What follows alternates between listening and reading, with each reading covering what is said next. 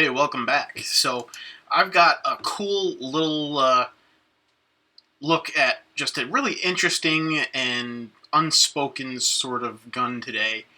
Um, a friend of mine bought a bunch of firearms at an estate auction and came across this and just wanted something that was, just kind of cool, but not something that to be afraid to take into the woods to hunt squirrels and kind of stuff.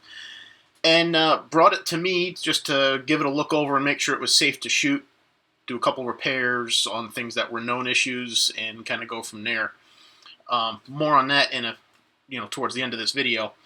But what he brought me was, and this is actually really cool because I have kind of a, you may have seen it elsewhere, but I have a little bit of a passion for finding kind of the unsung heroes of the gun world. I like the stuff that doesn't often get appreciated by the vast majority of people. The stuff that has no real collector value, but is also just really cool and has a good backstory. And this is one of those guns. So what I've got here, this is a 20 gauge in very bad shape. Okay, very bad shape. You only paid about $100 for it. So either way, even as a wall hanger, this is kind of a pretty cool gun. This is one of many firearms that were in production at the turn of the 20th century.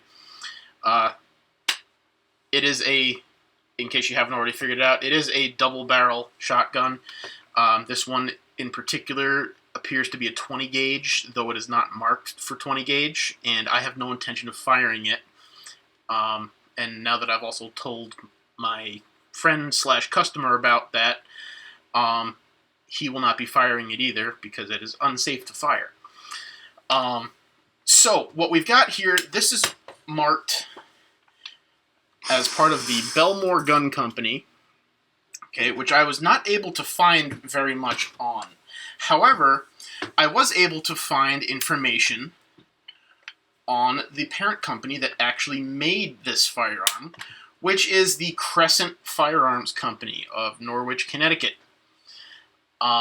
So I did a little bit of research online, scrolled through some forums to try and find some background information on this thing, because before I was even going to bother taking it apart and looking at it, I wanted to know what I was working with here. So here's a little compendium of what I've learned through my research. Okay, the Crescent Firearms Company, they were in business from 1892 till around 1930, when they were sold as a subsidiary to Savage Arms. Okay, Savage continued to make these shotguns and ones that were similar to it under the Crescent name up until about 1940. Okay, the estimated production numbers for this, there were about, 2.5 million Crescent shotguns made in those 50-ish years. 48 years. So very high production numbers, especially considering the times. So 2.5 million of these things, right? And here's why. These were sold under many, many different names. Let me hit the brakes here for a second, okay? One of the reasons I can't find a whole lot of information on these is because the Crescent Firearms Company, during World War II, 1943 in particular, most of their records were lost, because by then they were no longer pretty much an entity at all. Savage had essentially dissolved them, from what I understand. And as a result, they had been out of business for about 3 years, and all of their paper records were destroyed, for the most part, in 1943 as part of paper drives for the war effort. So there's almost nothing left as far as records for the Crescent Arms Company. From what I could find, pretty much the only authority that gives any real information on the Crescent Company was basically records that were reconstructed by apparently a very eminent shotgun researcher named Joseph Voracek. And during his research, he recreated some of the information that he was able to find. His book was entitled The Breech-Loading Shotgun in America, 1865 to 1940. He also did his best to recreate the serial number ranges to figure out what year some of these were made in. Based on that, this particular model dates probably somewhere around the 1920s to the very early 1930s. So these were all known as a trade brand shotgun. Okay, that's pretty much a shotgun made by a major maker. Okay, in this case, Crescent. And then they were sold all over wholesale to sporting goods stores, hardware stores. It's basically kind of like the Sears Roebuck sort of deal. And Sears Roebuck apparently did sell a lot of these under the Sears Roebuck name. Very similar to my 22 that I shot this year in the Cabin Fever Challenge, that the Marlin. That 22 was also sold as a trade brand 22, and it was featured for a very long time in Sears catalogs, marketed as a Sears branded 22, even though it was actually made by Marlin. I happened to be lucky in that I got one that was actually a Marlin, which meant that it had just a couple extra little bells and whistles. Anyway, so pretty much any company that bought these wholesale could get their own brand name placed on the gun. In this case, this one was sold by the Belmore Gun Company, whoever they are. I was not able to find records. Other common names you might find for these that were put on them. Knickerbocker, American Gun Company. Okay, those two were sold by H&D Folsom of New York City. They were a very large sporting goods dealer. Basically, they ended up around 1930 purchasing Crescent as their own company. So that's why I figured this must date into the late 20s, because if they were purchased in 1930, then I don't think they'd still be marking Belmore Gun Company on something like this. So Folsom bought Crescent. Okay, they wanted a lot of inexpensive shotguns fast. And in their catalogs, Folsom actually claimed that they made the shotguns, which, even though they owned the company, wasn't really correct. Basically, Crescent still made the firearms in New Haven, but Folsom was based in New York City. So, loose claim. So, things that needed to be known about this, and this is why I don't believe this gun is safe for my friend to fire. Okay, the metallurgy on these is not the greatest. Okay, these were cheap, and cheap doesn't always mean good or reliable. In this case, this was pretty much the softest steel that you could get away with for the times, which explains why this one is no longer safe to fire. I'll show you in a minute here. This thing is sloppier than a Manwich at a food fight. It is not fireable safely at all, and would require an extensive amount of work to get it so that it would be. These were designed for the ammo that was being used at the time. Okay, that was essentially 2.5-inch shot shells. Okay, mostly black powder. Shotguns had not really gone to smokeless yet at that time. Okay, there was no reason to. So it would either be that or really early, like low pressure smokeless rounds. Not even today's low pressure would have been high pressure back then. Low pressure smokeless. Okay, and lead shot, only lead shot. This will not stand up to steel shot.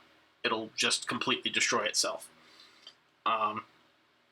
So it's not designed for the new stuff. Okay, basically, if you wanted to fire one of these and have it be not beating itself up or possibly exploding in your face, you would need to recreate factory low-pressure shells from that time period, which, frankly, is just not worth it, especially considering what I'm about to say next. Okay. Luckily, my friend was smart, had me give this thing a look over. Okay, to make sure that it was to see whether it was safe to fire or not. If you have one of these or you find one of these sitting on a shelf, make sure that you have it checked out before you attempt to fire it. Otherwise, you could be in for a world of hurt. A lot of these are Damascus steel barrels. If they were a little bit upmarket, which the Damascus steel, I'd still say kind of iffy. I still wouldn't want to shoot it. But this particular one it's just regular armory steel, which for those of you who don't know, armory steel is basically the softest gun metal that you can get, at least today. Back then it was kind of average. But let's just say it's not the strongest stuff, and it's not exactly something I'd want to be trusting. So the question is, what's it worth? The answer is virtually nothing. When these were brand new, okay, they would sell out of the catalog for between $15 and $25. In the 1920s, that was, that's pretty comparable to a bottom-end shotgun today, maybe a little less. But here's the problem. The value has not gone up. I did a little bit of research, and the most money that I found one of these actually sell for was $150, and that would have been one that was in perfect, uncompromised, never fired sort of condition. Anything less than that would be tough to find as far as value goes. A couple of these that I've seen, they go for maybe $30 to $40. They're worth nothing. They never will be, unfortunately. They're not desirable. Frankly, looking at the way that these were put together, it was adequate for the price of the time, but this is by no means what I would consider a strong action or a quality design. It did what it was supposed to, which was be cheap and economical to produce. Next up, what is the significance of this in history? Where did it lead to? What would be its equivalent today? Well, luckily, I've got that right here for you. Okay, this is my personal 12 gauge. Okay, this is my beater gun. Okay, this is the cheapo. This is the modern equivalent of what that Crescent shotgun led up to. Which in this case, this is a Stoeger Uplander, which I purchased a number of years ago. They're going for about anywhere between $350 and $500, depending on what grade you choose and all that kind of stuff and options. This is the modern equivalent of that shotgun. And I can tell you right now, this is a lot beefier than the Crescent. The action is way simpler. It's a way better design, I think, from a production standpoint. Sure, it's not as pretty. I'll give it that. It is not as pretty, but it is definitely a more solid gun. And this, I'm sure, will give me many, many years of use. Operation is almost exactly the same, but you take a look in there, you can see that has got one massive lug holding it together. Everything is bonded really nicely where it matters. The fit and finish isn't necessarily the greatest, but that's only on the cosmetic side of things. Okay, this is a very sturdy action. It has zero slop in it, and I've got a lot of rounds through this. I'm not gonna lie. I've got a lot of rounds through this thing. I've done some work on it myself. To slick it up a little bit, but this is the modern equivalent. And if you're looking for a cheap shotgun, you can't really beat the money for something like this. Would you rather be safe, or would you rather look cool? In my case, I'd rather be safe, and I'd rather hit what I'm shooting at. Okay.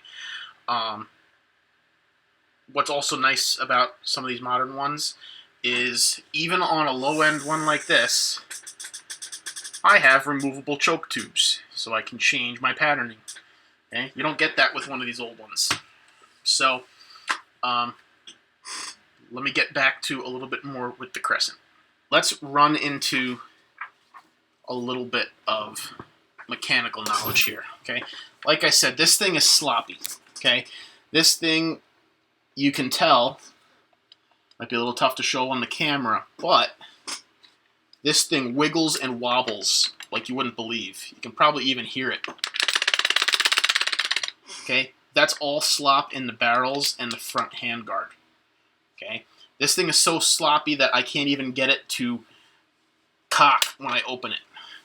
Okay, I can see both the wood's cracked off here. Someone fired loads out of it prior to my friend getting it that were overpressure and caused some damage to the stock.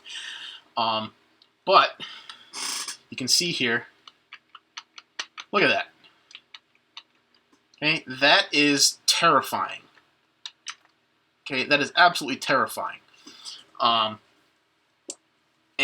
the fit between the front handguard and the cocking lever underneath it is so sloppy that it won't cock the hammers. So we've got that problem. Okay, the release lever is so worn that you actually have trouble getting this thing open. You have to really push on it. Everything's just worn out. Okay, all of these guns were used hard, treated poorly. These were working guns. Okay, these were not the fancy family heirloom that like Grandpa hung up on the wall. This was the I'm going to go out and throw this thing in the mud and use it on the farm kind of shotgun. That's what these were, and that's all they ever were. So this particular one, okay, let me strip this down a little bit. Okay, they come down just like a modern shotgun. Okay, comes right apart. Okay, and you can see here on this, there's not a whole lot of metal there holding this thing together. That's not really a whole lot. That's a pretty small amount of material, and everything is worn away. You can tell this was one that was not treated nicely. So a big part of why this thing is worn out the way it is improper use. Okay, this is the prime example of a gun that's been used a lot incorrectly.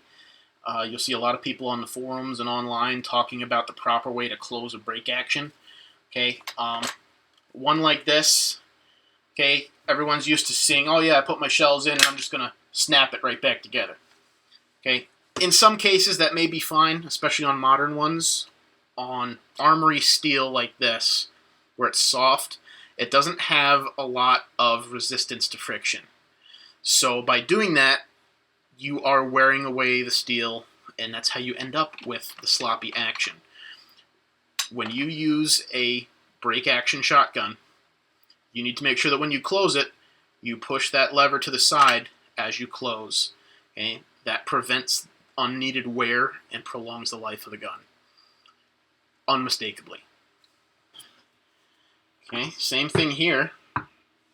Okay, one of these firing pins is, you can see this one here, these firing pins are seized up and peened and just in terrible shape.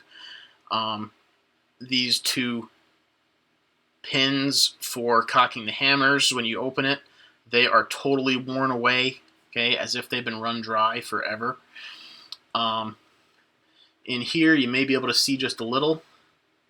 Okay, this pin is your cocking indicator, which is actually kind of a cool feature, and that's what shows you whether this little part in here is cocked or not. And both of these are about as cocked as they can get. This one you can see isn't latched all the way, and that also happens to be the one with the stuck firing pin.